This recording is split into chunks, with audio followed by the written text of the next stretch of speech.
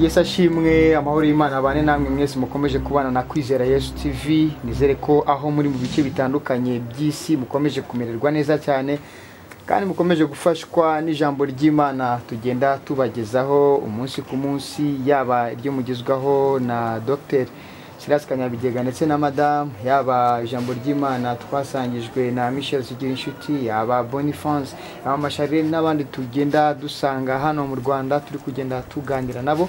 Nizere ko mukomeje kumererwa neza. Birashoboka ko rero kutumonye bwa mbere kora subscribe kugira ngo tuzajye dukomeza kubana umunsi ku munsi, kandi muduhe n'ibitekerezo kugira ngo turusheho kubahereza ibintu bibanogeye, bibazanira ubuzima, bibazamurira urundi rwego. Nkuko rero turi kumwe n'ubundi kuri uyu munsi, twongeye kugirirwa amahirwe yo kwakira umubyeyi Michel Zigirinshuti. Turabakiriye cyane pastor. Murakoze cyane, Imana imugisha. Imana ibamugisha cyane. Mumeze neza, murakomeye. Mumeze neza rwose. Imana ishimwe cyane. Hanyuma rimwe na rimwe tuba tugomba guhita duhera kuri bwa buzima bwacu tubamo bwa buri munsi. Mwebwe muri kubona, navuga ngo mudu y'abantu ku isi, amakuru muri gutaya ku isi, amakuru muri kubona ku isi, murabona bino bihe bigoye isi, abantu bari kubyakira gute, bakagombye kuba byakira gute by'umwihariko abakristo? Amakuru ariho ni covid nyine. Ukwezi kwa gatatu ni covid-19 ihangayikishije abantu. Niyo makuru ariho. Yego. Urumva abantu bafite n'ibikomere byabo bapfuye, yahitanye. Turashima Imana mu Rwanda ko batahitanye benshi, akomeza kwari ibihugu rwose yakozemo ikintu kibi cyane. Yego.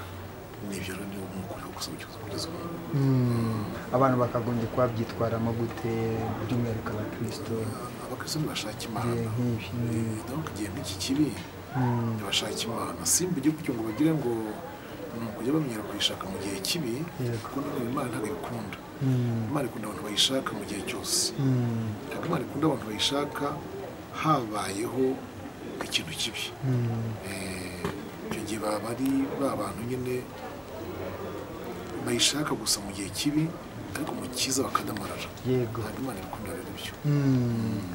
Reka rero twinjire mu kiganiro. Ubushize twakikirije, twari tugiye kucinjiramo, kandi twumva ari ibintu bizafasha abazabyumva, cyane cyane abakiri batoya bagomba kubyaza umusaruro iki kiganiro. Tugiye kuvuga ku ngabire ndetse n'impano, aho bitandukanira, kugira ngo abantu bajye bamenya uburyo babitwara cyangwa se banabisobanukirwa, bikaba byabagirira umumaro mu buryo runaka.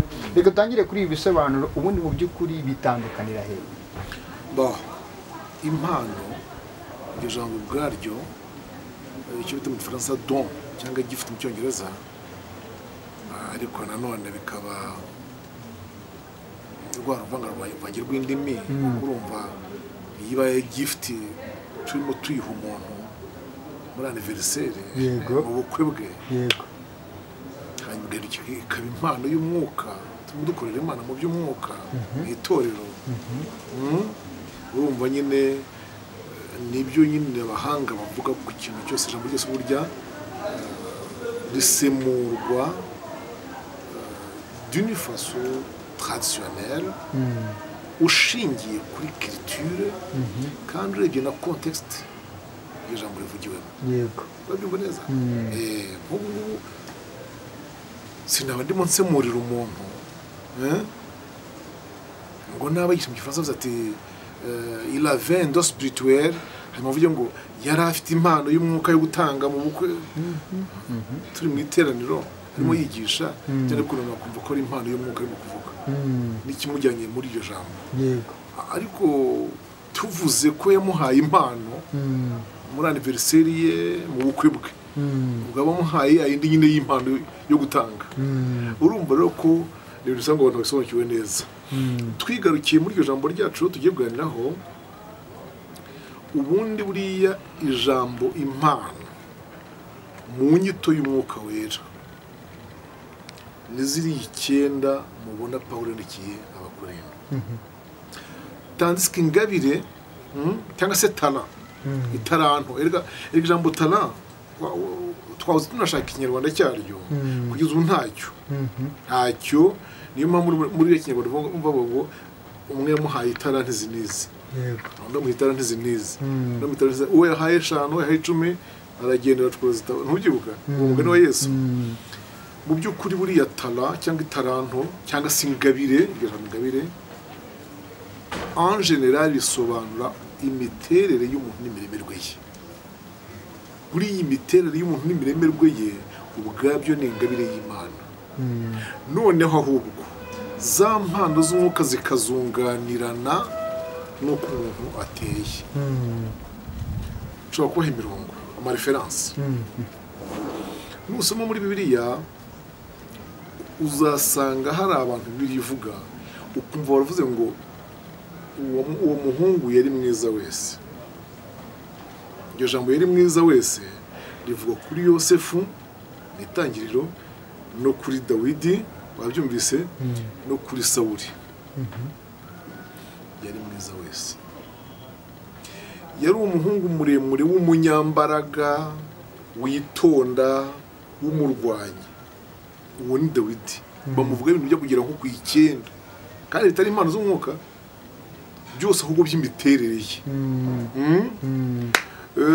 Yagiraga uruhanga rumeze gutya na gutya. Iyo ni imiterere ye. Ngaho hirya mu kuva rero urebe ukuntu bavuga Aroni baravuga ngo yari umusore w'intyoza nguzi kuvuga cyane. Icyo gitera Imana kubwira Mose ngo ubwo udedema ngo utazi kuvuga Aroni nagera kubera kanwa. Urumva Aroni ntago bari bamuvuzeho impano y'umwuka ahubwo ni ukuntu ateye ukuntu aremye. Bivuga iki rero? Bivuga ko biriya bintu byitwa caractéristique ni ibintu by'ingenzi cyane mu kumenya uko Imana izagukoresha. Ariyo mpamvu mu isezerano rya kera umuntu wagiraga icyo mu Kinyarwanda tubusembwa ubusembwa icyo ari cyo defu inenge defu. Umuntu wabaga ari maladroit afite ibyabura ku mubiri cyangwa afite ibirengaho. Sinzi ko abatuteze amatwi cyangwa dukurikiye babyumvise uko afite ibirenga ku mubiri cyangwa afite ibyabura. Ibirenga mwabyumvise uko indegeye sibyo indegeya amanaringa intoki zirenga. Yego rwose. Abo bantu ntabwo bigiraga berezwa gukora umurimo wo mu ihema. Abagara ubusembwa. Ugira icyabura noneho nawe ufite icyabuze ku mubiri ubwo nucitse ugutwi wavutse kutariho wavutse aremaye. Donc abantu bafite ubumuga uburema ku mubiri ntibatorerwaga ntiberezwaga imirimo y'Imana. Ngira ngo no kujya muri Israel no kujya ibwami muri Jerusalem. Kandi ahankwibutse yuko cyangwa ndibutse abadukurikiye ko ryari ibwiriza ry'Imana rigomba kubahirizwa cyane ko umutambyi nubwo yakoraga onction anointing ariko yayikoraga by order from God. Yego. Ni ibwiriza Imana yabagize itanze urugero. Uwiteka abwira Mose ati hamagara Aroni mwene se umunyimikire umwimikane n'abahungu babiri. Kuva ku 28. Urumva niba umutari agiye kwimika umukozi ariko agiye kumwimika abitegetswe n'Imana. Kandi akamubwira ati uramenye mu bantu uzimikira uyu murimo wo mu ihema ntihazabemo ufite ubusembwa ubu n'ubinegeye. Urumva ko mu by'ukuri imiterere y'umuntu ni ingabire y'Imana. Ni ingabire y'Imana.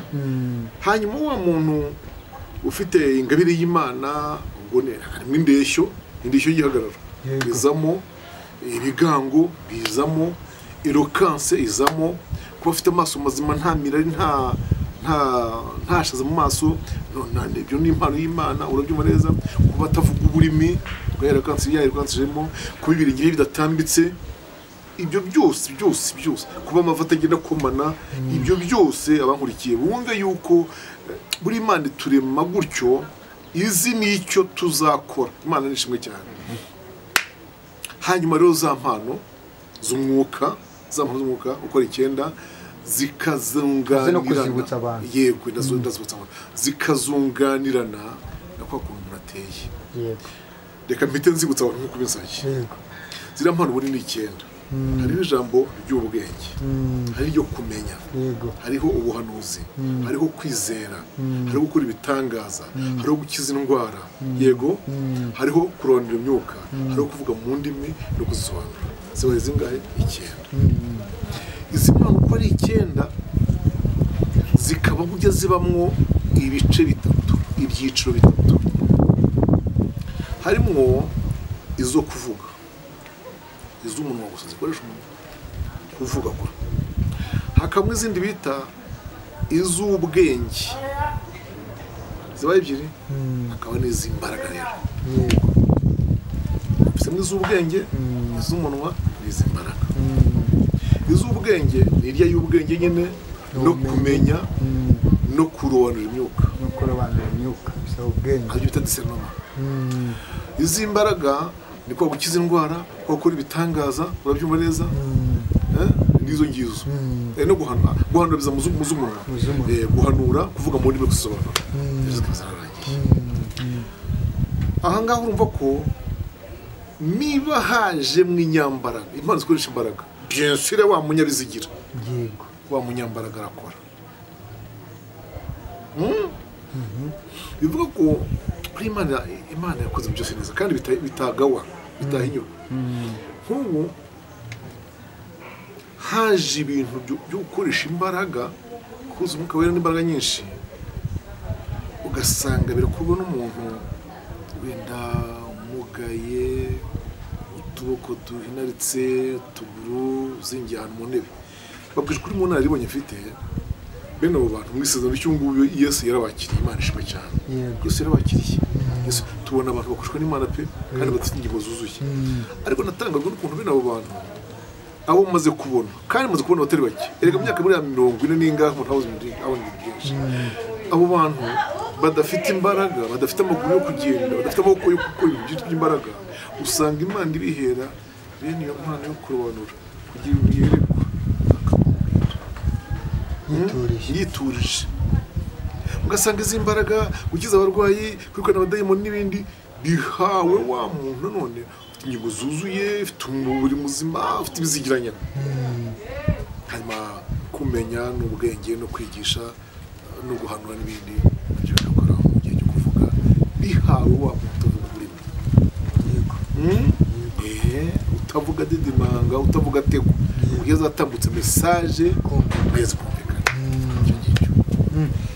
hanyuma icyambere ngewe nabo dukurikiye leta nibaze noneho umuhamagaro uzamo ute muri ibyo bintu nigeze nasobanura umuhamagaro ndabizi ko mu badukurikiye hari abari busange bagize bahura n'icyo kiganiro umuhamagaro nasobanuye ko ubwawo urimo uburyo butatu harimo icyo bita zele ishyaka hakabamo n'icyo bita umuhamagaro uta vocation ari vocation mu cyongereza uwo ni igihe umuntu amara bimurimo abyiyumvamo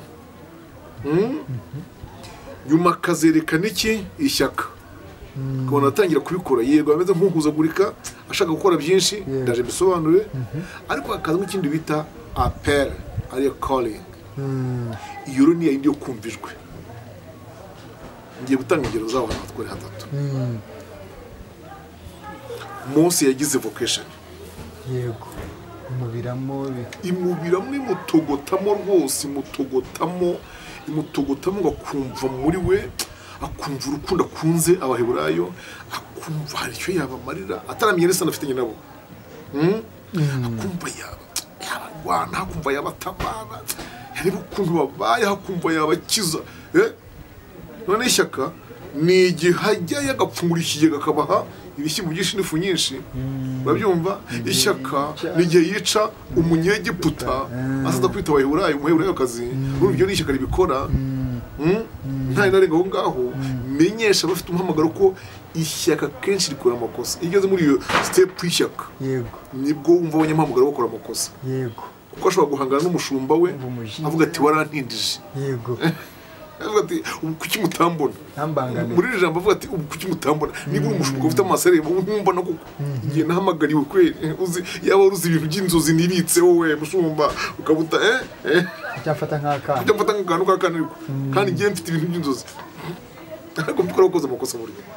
Noneho ningera kuri calling ho, noneho hazamo ikintu bitijwe umuntu akaryumva rimuhamagara, icyagiro cy'igihuru, kugura umuntu kidakongoka no kwa Samweli, yego, Mose, yego, haguruka ujya naha, yego, cya kiganiro cyose imubwira amazina yayo uko arani, ngiyo imihamagaro ni itatu, n'umwe ari kunyura muri steps eshatu. ni ukuvuga ngo umuntu kenshi nimba numvise neza biba bisaba ko kugira ko ugeze ku kigero gishyitse bya bintu uko ari bitatu ugomba kubinyura. Aha, urakoze cyane.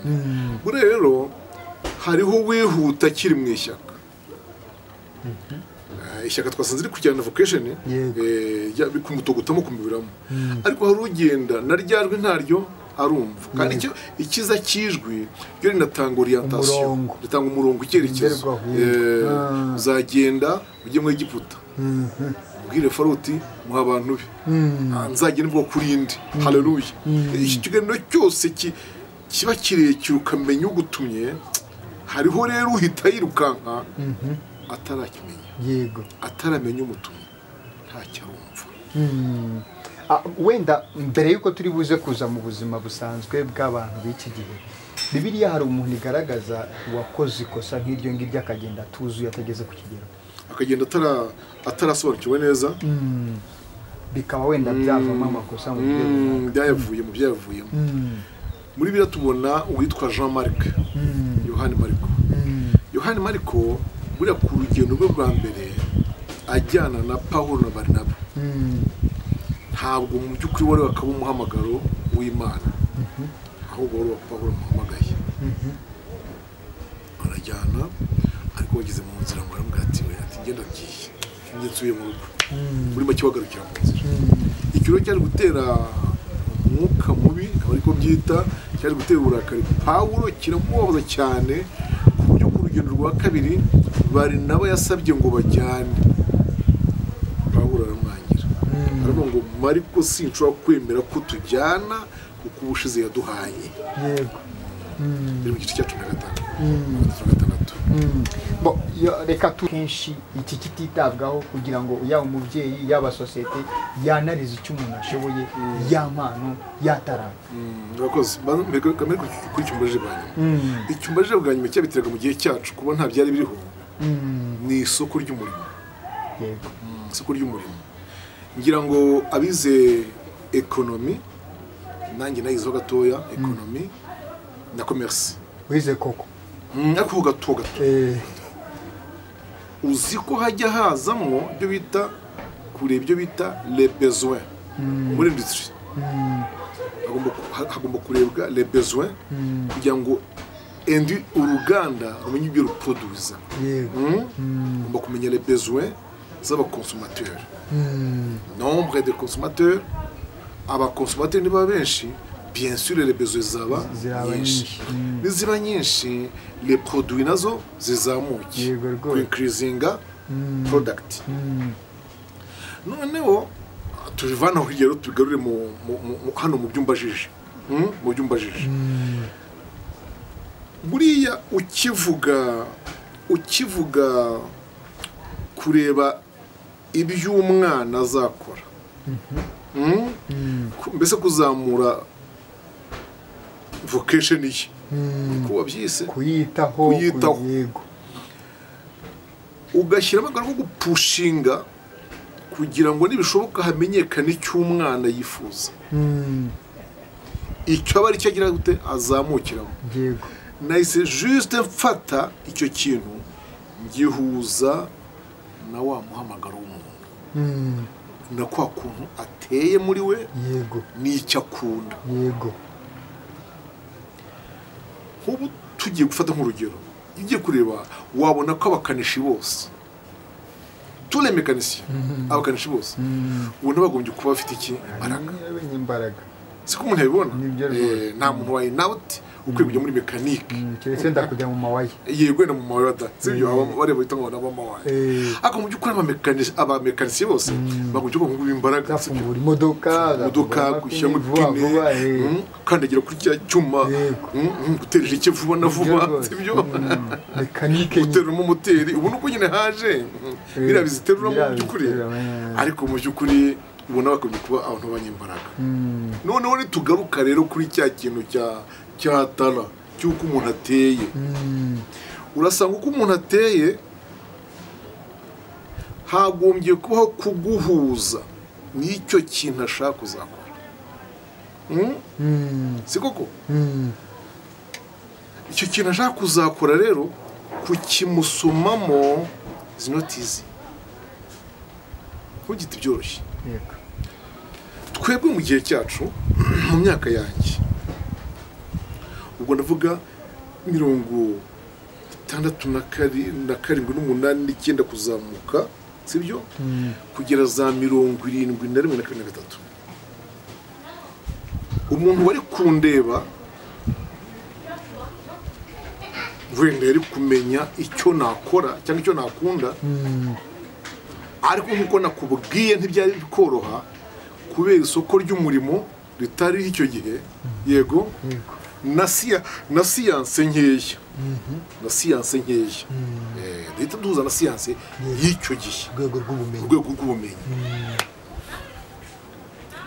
yewe sinigeze na rimwe nkunda kubanga umupira w'akarere niko twakitanuka k'akarere udupira tw'abantu babangaga mu birere njye ntabwo ibyo wanshakiraga mu rwose yewe no muri dese yanjye nshushanya ntiwambonaga nshushanya inzu ngo mbone nshushanya wenda imodoka ashwi ahubwo ahantu hose ndi nabaga ndimo nshushanya inka n'umushumba uziragiye n'ikibumbiro ziri bumubereho n'agati kose mbonye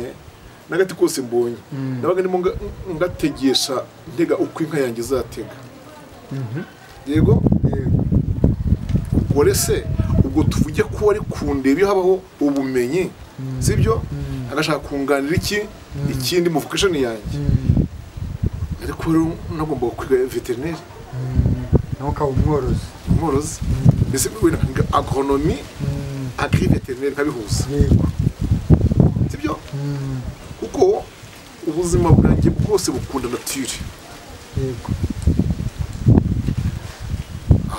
ubu se ko nakijijwe niki nakora gisa n'ibyo ubu se mbere yuko ngizwaho ko ntacyo nakoze kiganisha muri iki gihe ndabikunda nkunda gutunga turanatunze sibyo ariko tubigaruye mu mirimo isanzwe ntabwo ndimo kwiga ibyo reka tuvuge gutya ngo ibyo ngibyo ni mu buzima busanzwe ariko iyo umuntu akijijwe urukundo nkunda amatungo nkunda inka niko navuga yose ko nizo nkunda cyane na n'ubu byaragukurikira burundu n'amaraso n'ubwenge ukunda inka uwo mu nka jewe noneho bivuga ko rero nyumva aho hantu abantu bateze twanyumvireza yego biratangaje ko urwo rukundo nakundaga inka no kuziragira no kwanga umuntu uzibwira nabi no kwanga uzikubita no kuzishorera igihe byose biragenda bikanyuzura Imana ikangira umushumba yego aho nsobanure neza aho nsobanure ko aricyo cyatumye Uwiteka Imana ishimwe cyane nyuma yo gukubita Umuyegiputa kwa Mose murabyibutse yego Imana yahise imunyuza hehe Imediyani ku mutambyi witwa Yetiro akora akazi k'iki ko kuragira yego en fait kuriya kuragira yakoze Imediyani kuri we yari training y'igishumba yego y'igishumba mu nka abazikunda ariko tugiramo ikintu cyo kuzihanganira ntitumere nk'abantu bazibamo batazikunda. Ko hari umuntu wayishituye arayishitura kera tugishituza urwara yego arayishitura igenda iryoherwa turongo ku gutwi igenda iryoherwa nayo iraryoherwa hanyuma irasinzira yaryohewe yatwawe abikangukiye yikumurikya nk'ivuye bega mu bitotsi imukubita iki ihembe yari miteze gutya maze imukucure bene aha ngaha ihembe kandi arababara ababaye rero ikikubwira ko uwo muntu azikunda ntabwo ayibwira nabi yego ahubwo urayibwira uti uranyishe sha umenya umutwe sha uranyishe umenya umutwe rwose kandi nayo ikabyumva nayo ikabyumva ariko iyo ari mubi hari igihe ahita afata inkoni akayikubita nk'inkoni yo muri kwa gutwi yashituraga kandi iyo nk'ihita ibimenya mukaba mubimenyanyeho we nayo ku ibyo waza uyihendahendesha byose kuri umugore. hariyo bambwiye ngo wayihaye urusenda hari wayihaye urusenda ngo imuri ibisenge ahita yatata we ntabwo se nabumva hari noneho hari undi yakandagiye yari azirimo nyine arimo azihanagura urumva ziba zegeranye ayisunitse mukandagira urwara arayisunika reka da rero nagusunika kuri 600 cyangwa 800 arasunika shwi da kandi ubwo nyine yamuhamije wabyumvise yahise ahamagaza umuhoro bayitema igitsi nyamara hari undi yakandagiye nk'uko bombi ndabazi ahamagara abantu bari musunikira yivanaho uranyica mama uranyica sha rwose yewe mama igira yo ntugura ayivuga mu izina uranyica sha aho iviri ati nuko nukurankoze akindi nayo jambo ibyo bintu byombi mvuze ni imiterere ni kubuteye kandi uko wihanganira ishyo n'ingorane zibamo ukandagirwa kitabishaka byisira yego kwikunkumurika gukutura ihembe yego uri murakamisha akanyana kakubita umugeri kishimye karimo gakinda gusa akagira ute ukora kubyihanganira ibibera mu ishyo ni kubuzihangana ibera mu Kristo yego urakoze cyane yego byanze bikunze urumva yuko nk'uko twagiye tubitangira cyangwa nk'uko mwatangiye mubisobanura bishingira ku miterere ya muntu rwose pe uko ateye niyo taranto ye imiterere y'umuntu ni ikintu cy'ingenzi cyane ukuzamenya uko Imana izamukoresha ndetse igihe kimwe nigeze nsobanuraho gatoya nari ndimo nigisha mu bya leadership sobanura impamvu Yosuwa yasimbuye Mose buriya Imana kugira ukoramo uragira uvanamo basi nge unyice basi kugira kugira uvanamo mbure numwe wanyica basi urumva nawe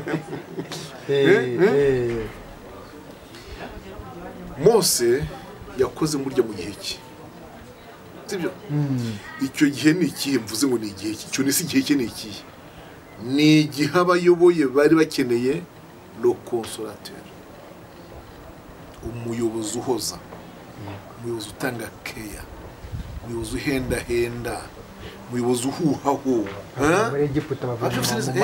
bavuye mu bintu bikomeye mu nkoni za Farawo no mu buretwa bwe hanyuma bongera bayoboka bameze uko cyangwa kundi bigomba kwagura kuhinduka noneho mu gihe cyo kuhoza Kanani sasa Imana yagisanga Mose si umuyobozi wabohoza igihugu n'umuemotionnaire yatorera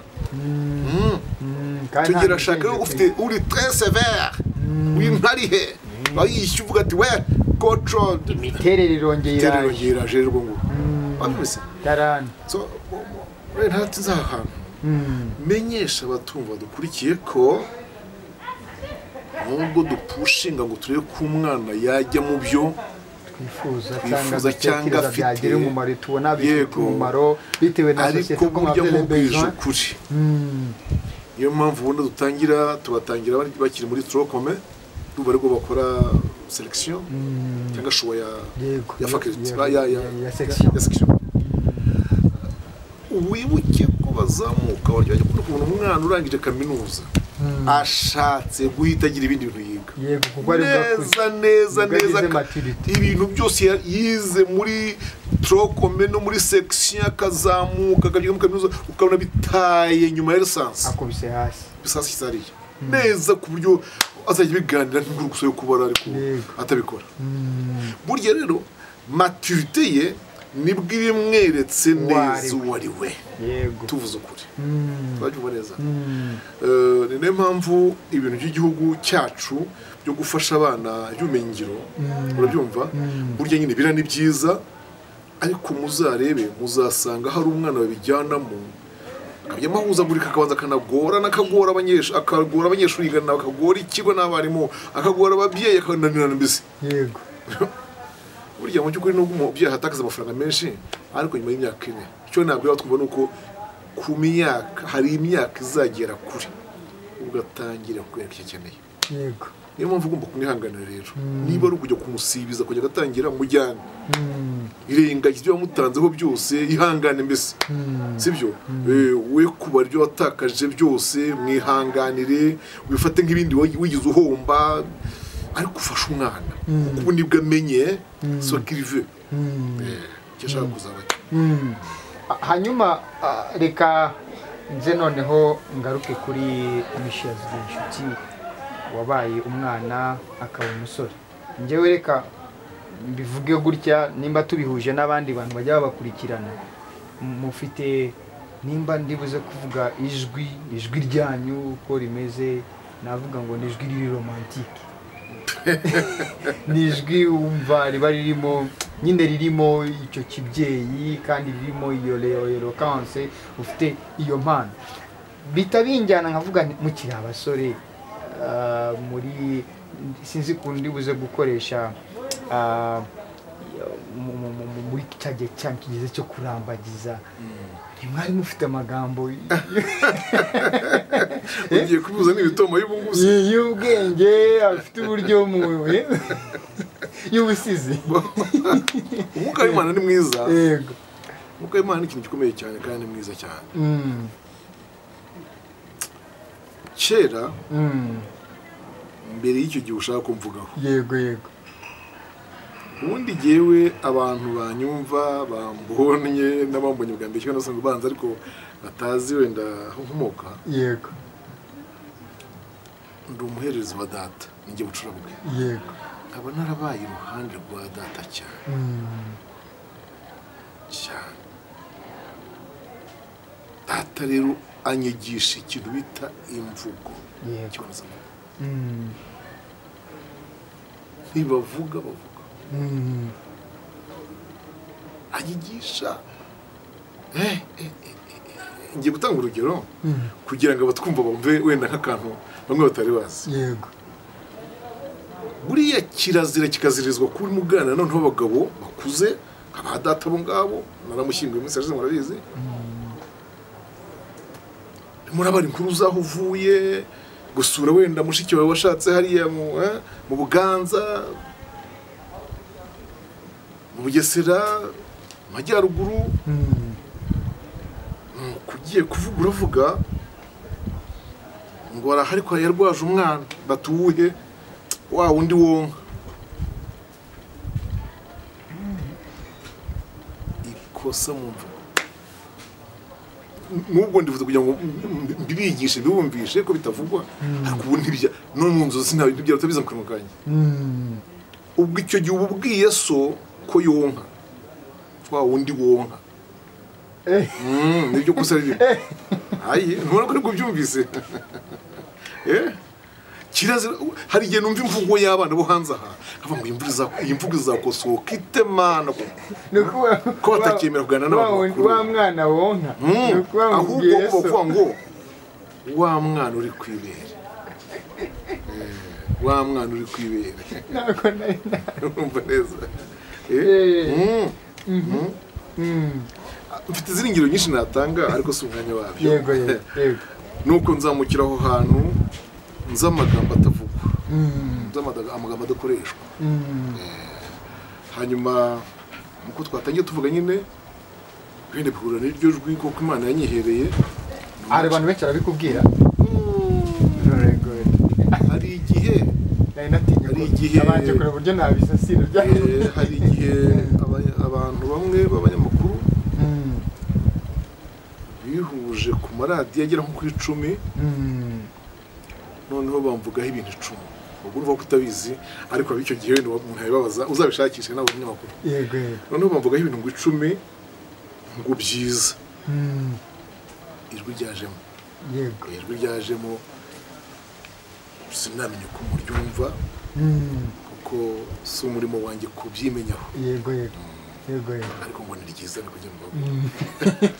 ni ryiza bavuze ibintu 10 ntashaka kuvuga nibo babivuze ko nzabiberekere. yego ni ukuvuga ngo ikibazo none nabajije wenda reka ndebe nk'ab'iki gihe. yego ni ukuvuga ngo bashiki bacu b'iki gihe iyo umuntu afite igihagararo nk'icyo mufite afite ukuntu noneho mu kibonezamvugo cye ntagira imvugo nyandagazi, afite uburyo atwaramo noneho na ryajwi navuga ngo yanjyana y'ijwi rye aba afite kwa kugira igikundiro kandi igikundiro cye cy'abashiki bacu cyane. mwebwe mu gihe cyanyu byari bimeze aho rero uvuze ku gihagararo numva namenyesha abantu bambonye ubu nawe urimo.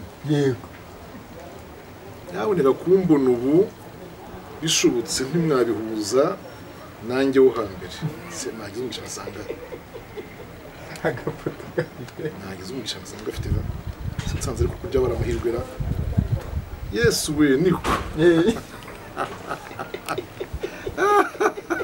twereke kugenda ni agenda ko gikomeye. urumva kugenda ni agenda ni umwuka w'Imana. jewe uyu mureba w'ibiro 103 uyu munsi nduyu nguyu mpima 49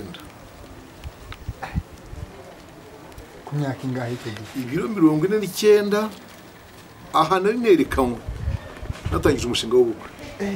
ibiro 49 n'uburebure bwa metero 198. mvuga kuri metero ebyiri z'uburebure n'uburagaho kabiri. ngapima 49 iyo nabaga nagize 51 nabaga nabyibushye ntabasha gufunga ipeso ry'ipantaro. uracyumva mwene data? rero aho imyaka ari ingahe? guhera ku myaka 20 niko nari nteye kuva mu busore bwanjye ndi imigimbi ndi umugenda nsoreka nkora mariage gukomeza n'uwo urumva mbyaro uburiza na rukungu urumva. ibiro bitangiye kuza mu mwaka wa 96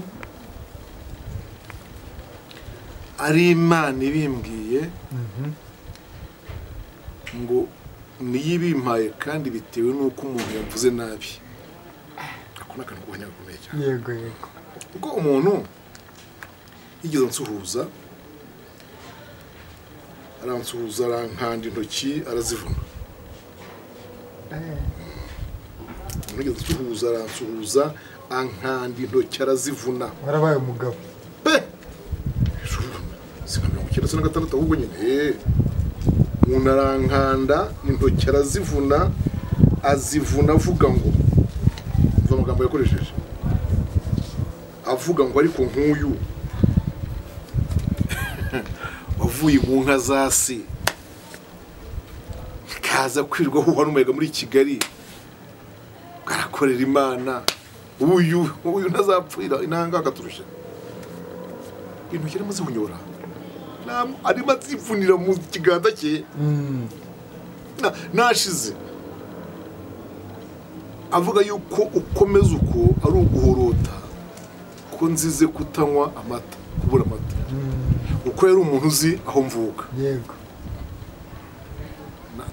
ntabwo namurakariye numvise ibyo avuga ari byo nta mpamvu yo kumurakarira ariko natangajwe nuko uwo mugoroba nageze iwanjye mu rugo Imana ituma umuntu w'umuhanuzi umuhanuzi araza ageze mu rugo arambwira ngo Imana yamubwiye ngo kubera ijambo umuntu yamubwiye uwo munsi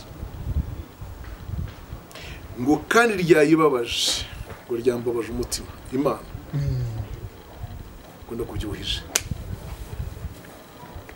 naho ibiro byatangiye bizira kabisa bizira bigenda byongera kugeza umusaruro ariko juste ntibikuraho nubwo urumva ujete très élancé uri élancé naryajwe nyine ntibikuraho bya bindi by'igikundiro kuri bashiki bacu ntago bigikuraho byari bimeze bite muri icyo gihe cyane abantu badukurikiye indimi zidukurikiye n'uburyo wabimanagingaga oya byo kuva nakizwa même avant na mbere ko gizwa yego najyaga igikundiro cyane yego kuri bantu bose cyangwa ku bakobwa cyane ku bakobwa cyane ariko icyo gikundiro ndagicunga mu mashuri abanza ndagicunga niga yani ndagicunga n'uyu munsi ndagicunga kuko igikundiro ku bantu b'igitsina gore gihuye n'intege nke byavamo nawe tekereza kuba nta muntu ndacumuraho muri ubwo buryo urabyumva urwo gucumura nta uranyumva vuga amagambo afite ahandi aganisha kuri we habe mbere ya mariage yanjye habe na nyuma yayo sindageragezwa ntyo cyangwa ngire ngeragereje icyo ibyo rero ni ibintu bisaba kwitonda abantu bose mwumva baguye mu byaha ubusambanyi bagenda bandagara batera agaciro byatewe no kutabasha kujera igikundiro buriya igihe kimwe nigeze mbwira hari umuhanzi naganije yari azamutse umugita ngo no guhitinga umwarimu ko kuri iki kiganiro azigibuka ko nabikoze uko azamutse ndamureba ndamwambara umwene data Imana ishimwe ko guhagurukije karwamagaye ariko ndagusaba ku myaka yawe humura ntabwo uri muto ntabwo uzavuga ngo urihuse senga Imana iguhe umugeni wubake urugo bitabaye ibyo biriya bintu byo ku gatuti uririmba uvaye abantu baguhobera bakuha utuntu tutu biriya bintu nutabicungura igikundiro ufite kirasaba ngo ukoreshwa yego ugira urugo abantu bose bakwiye gukiho gukunda gukundira kuri umurimo w'Imana kuri umukozi w'Imana n'ubu kandi n'abanteze amatwi babyumve bibaye byiza umukozi w'Imana yakundirwa umurimo w'Imana na Yesu muri we rero turi kubivuga bwira abantu ko ndabizi ko ari Kristo mukunze muri jyewe ntakaje Kristo naba umwanda imondisi nambaye ibishingwe abamurikiye babyumve bene data urukundo mu nkunda igikundiro mfite kuri mwebwe ni Yesu mumbonamo mu nyumva niyo mpamvu ngomba kubaha Yesu namwubahisha kuko mutakaje natakaza na cya gikundiro cyose ibyo mvuga ndabizi neza hari abantu bakunzwe rwose muri kino gihugu harakundwa pe harakurikirwa aho bagiye bose barakurikira ngo bavuga ngo bazaza bakayirukanka umunsi batakajeho Yesu rero njye naho ncungana naho ncungana nuko mbona Yesu mu mutima wawe icyo abantu bankundamo ndakizi kandi bazi ko ntabeshya nabo barabizi ariko icyo bankundamo ari Yesu niyo mpamvu uko namera kose, nakena nakira, nasonza nahaga, natunga ntatunga, nakubaha nasuzugurwa, nzakomeza Yesu. Yego. Imana ibamugisha. Urumva rero yuko byose byahitaga bijyana kuri ya mitere, kwa kundi umuntu ateye, Michel turi kumwe ni wa afite bya bigango uno munsi, ariko nundi wari muremure, ufite byajwi, ufite cya kinyabupfura watojwe na data, ufite ukuntu wabikuranye, cya gikundiro cyagifite, kandi Kristo nicyo akoresheje kugira ngo binagere kuri benshi, kubera ko udafite nicyo gikundiro ngira ngo abakumva baba bakeya. Yego. Reka nkwereye kandi kantu Gilbert. Buriya ari amagambo aba muri Yeremiya igice cya mbere, umurongo wa 4 n'uwa 5. Ijambo ry'Uwiteka ryanje riti, nakwejeje utaravuka. Tumajense. Urumva ko utaravuka. Abantu bagombye kumenya what difference between uko kwezwa kombi. Kuri kwezwa bavuze hariya, si ukwezwa kwa sanctifier. No. Ubwo ni ukwezwa kwa onction. Werezwa ikintu runaka. Ni ukwezwa utoranywa. Haleluya. Yego. None ribaze ko umuntu yaba yaratoranijwe even before his creation. Yes, his creation. Noneho ngushyiriraho, urumva giza kantu hagatatu, nakumenye ntarakurema, nkweza utaravuka, utaranusura umurema wawe, ngushyiriraho ku umuhanzi n'amahanga.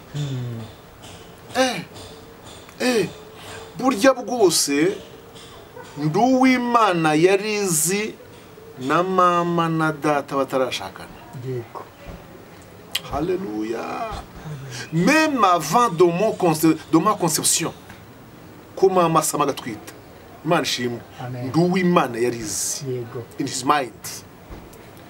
Ikindi inyeza ntaravuka. Haleluya. Haleluya. Inyeza ntaravuka. Nari nanduye ikise, umuntu utaravuka yanduye iki?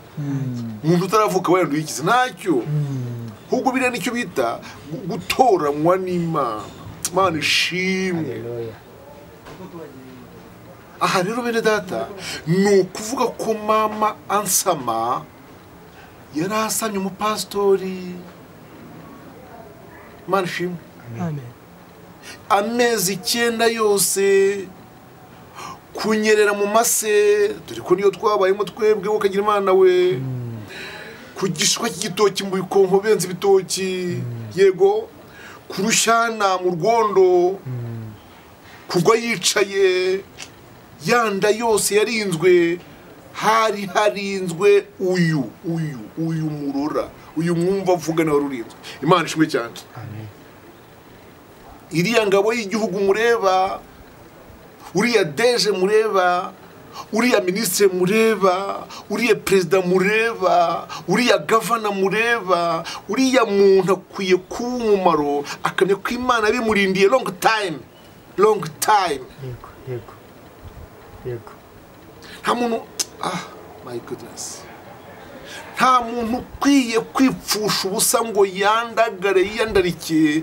Buri muntu akwiye kugira umwete uvuga ngo ariko Imana irimo iranyunguka mw'icyakurikira icyo yanshoyemo.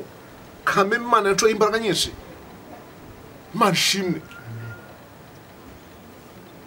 Aho uvukiye, uvuka hari iseru, kamvuga ingwara za kera zitari hubu. Uvuka hari iseru, uvuka hariho wenda za bronchite, za mugiga bahita meningite mu Gifaransa.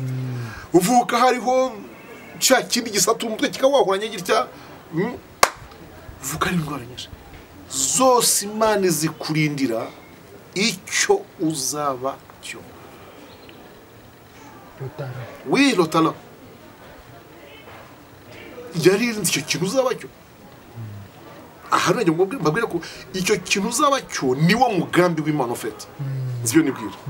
Uwo mugambi w'Imana ugendana n'umuntu rero ukamukurikirana umugendamo.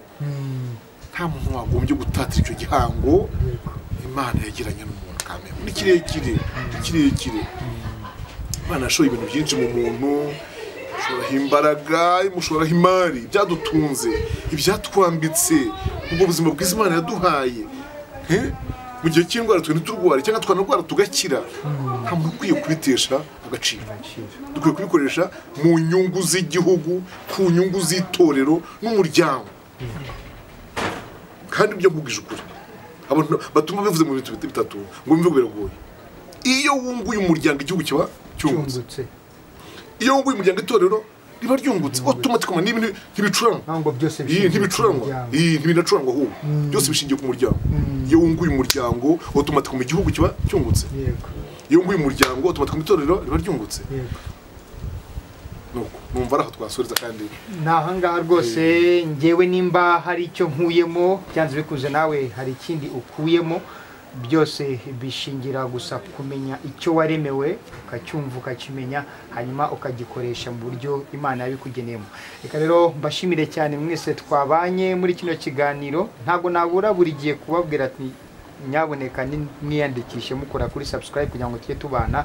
Reka rero dusabe umushumba kugira ngo adusengere kugira ngo buri wese yaba umubyeyi yaba umwana yaba urubyiruko arusheho gusaba Imana kugira ngo ahishurirwe kumenya icyo Imana yamuteguriye, icyo Imana yamuremeye, kugira ngo niwo munezero wacu, niho turi buze kwinjira muri wa munezero wo kubaho tubayeho mu mugambi wuzuye Imana yaturemeye. Reka rero tusabe adusengere. Mana Data twese uri mu ijuru, ndagushimiye mu izina rya Yesu Kristo, ngushimiye ikiganiro cyiza twavugaga kuri tala, ku miterere y'umuntu n'ukuntu impano zawe zungana n'imiterere bakagukorera ukabona umukozi ugukwiriye kandi ukwiriye gukora ibyiza byose.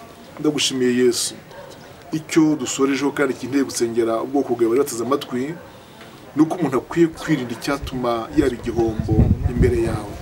Umuntu wese akwiye kuba urwunguko, ntiwicuze kuba wamuremye ubwo bikakunezeza.